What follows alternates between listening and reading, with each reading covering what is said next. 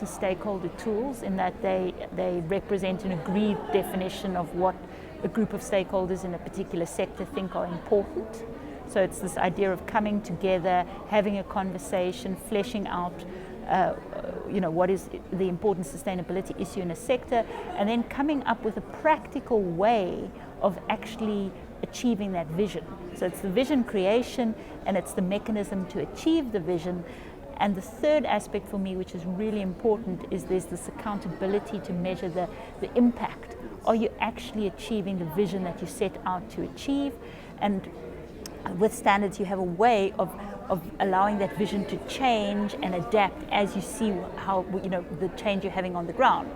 So if you need if you need to include other aspects, you have it through a commitment to regular revision of your standard, you have a way to keep it up to date and linked to the key issues that we as a society are facing. There's a very large growing economy with a growing middle class, so that presents a lot of opportunities to drive the sustainability agenda. I think it's important to recognize that if you want to bring about change in India, that you can't simply take tools that were developed elsewhere and just present them to India. India is an active democracy. It's a country that wants to participate in discussions and forge its own definitions of sustainability. So I think there are lots of opportunities to drive sustainability in India, but it has to be on India's terms, and you have to have that dialogue. I think it's also the scale of the impact you can make on people's lives is tremendous. So that's both an opportunity and a challenge. I think there's a misperception that sustainability has to cost more, and by definition that Indian consumers can't afford to buy sustainable products. That is not borne out in practice. I think there's a really strong business case for sustainability. It doesn't need to cost more. In fact, doing business more sustainably is in fact more efficient. Any sustainability standard or tool that operates at an international level needs to recognize that you have to create opportunities for Indian stakeholders to engage with your tool, to own it. Otherwise, there will always be this feeling that this was something imposed upon the Indian economy, another set of requirements that they had to comply with to access international markets, and that simply doesn't have to be true or shouldn't be the case. I think the biggest key factor is individuals. So if you have individuals who have seen that they are currently on a burning platform, that there is a need to change, then you're in a good position. So key is individuals who represents organizations, I guess. So the organization should have some weight.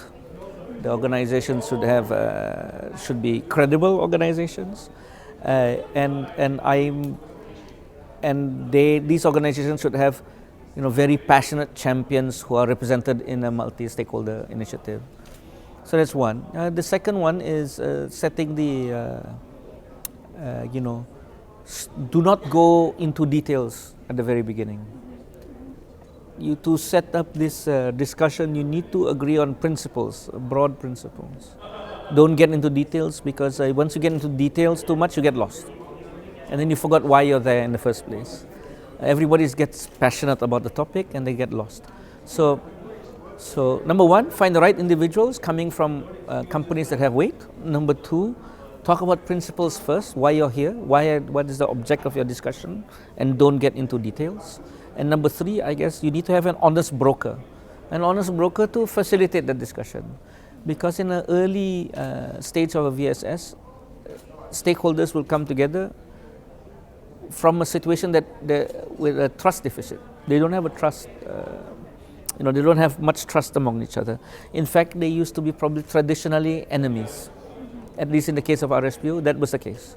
So we need an honest broker to facilitate discussion so that you reduce the amount of emotion, let's say, that's on the table, and try to keep people focused on the objectives and the principles of why you're here. So three things.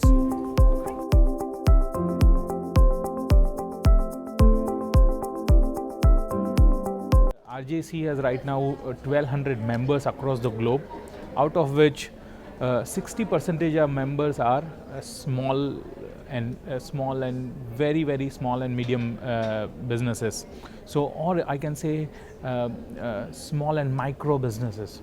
So all these people, those companies, those who are not having actually an international exposure because of their size are very tiny, and they might not be in position to afford the marketing expenses, or might not be in position to travel to all those international fairs which happens way in Basel or in US or Hong Kong and all. What RJC gives you, RJC is definitely one voluntary standard. RJC gives you is that when they become a member with the Responsible Jewelry Council and implement the code of practices, they actually get the chance to supply to bigger brands which are sitting in US, Europe, Japan, New Zealand and many other part of the world. So that's how in gems and jewelry industry RJC has helped people, even smaller people, to achieve great business advantages.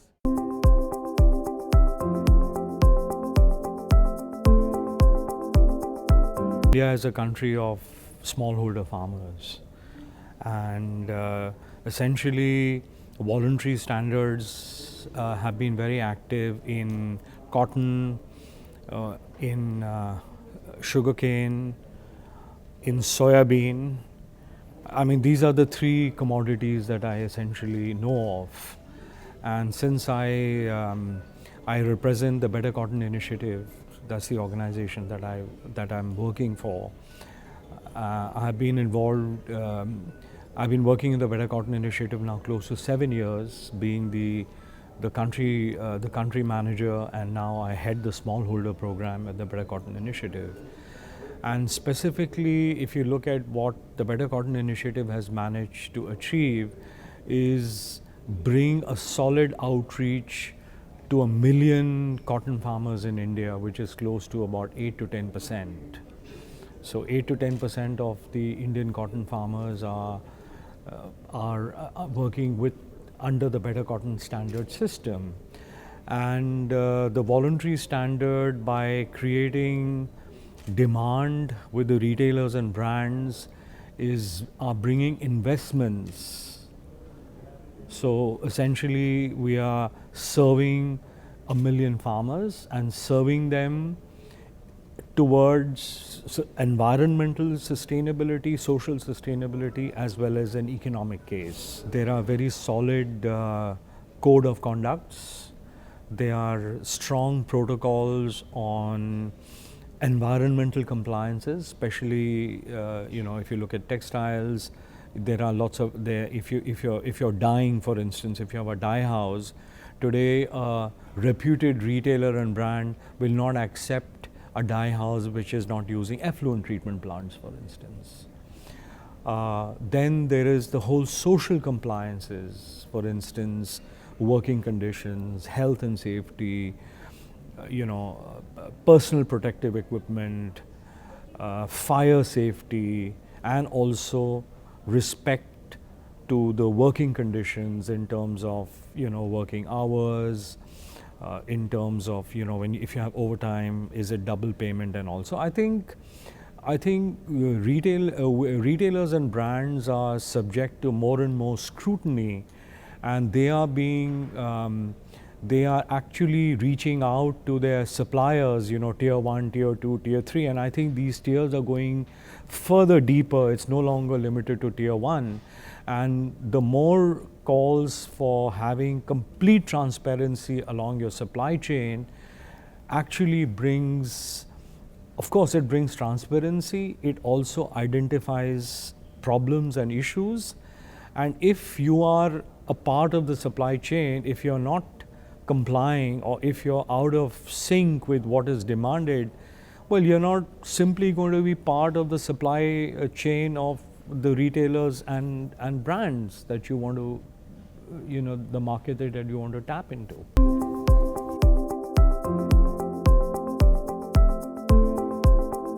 Certification. I think one very good thing that happened was that a lot of organizations are realizing that each certification trying to push their own agenda or their own initiative to to the business is not working. We need to start working together.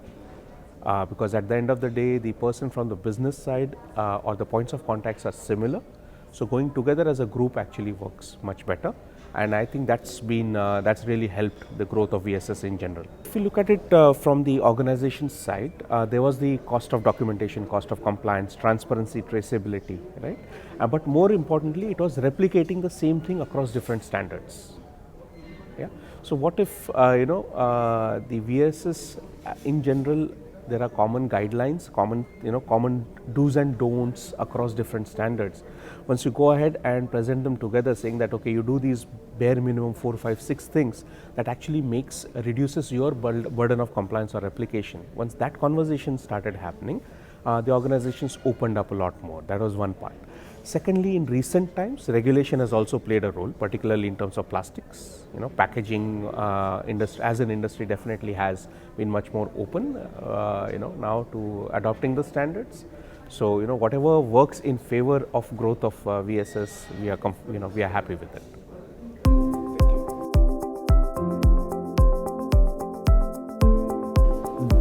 Definitely, there is a difference. There is a much to happen in India in terms of awareness, but at least those actors who have been working on different aspects, they have started understanding what this is all about.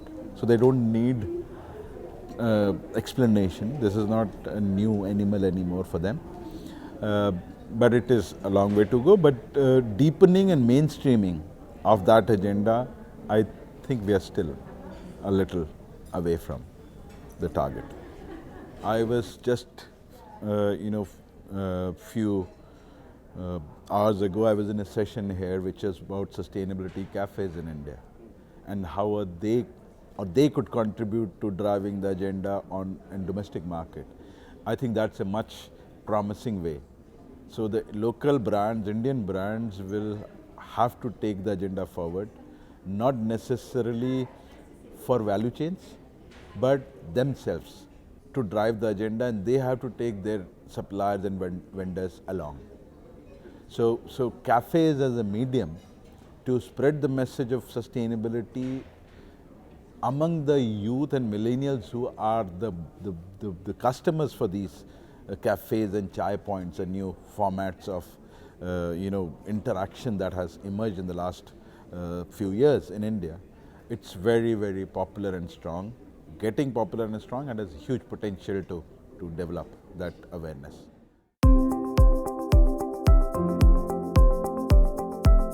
There are lots of challenges with sustainability standards as well. It's not that easy because especially when they are voluntary, you need a few set of companies to be able to come together. Organizations, it has to be a multi-stakeholder approach. That unless we have sustainability standards without multi-stakeholders, we're not going to be able to move the market. So multi-stakeholder approach is important, where you require industry, NGOs, think tanks, social NGOs involved, environmental NGOs involved, and government stakeholders also involved in the longer term.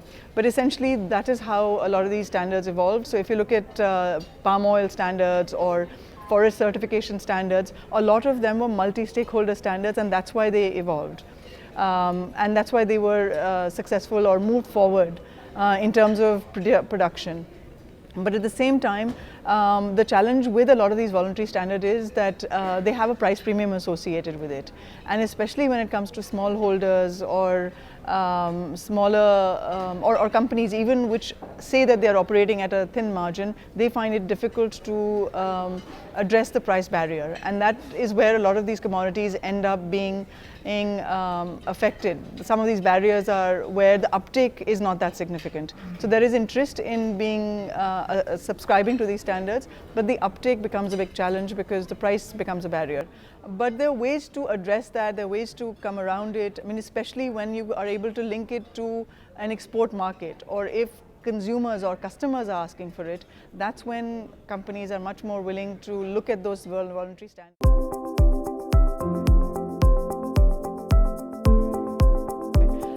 I think what is important to understand is the fundamental reason why we need voluntary standards.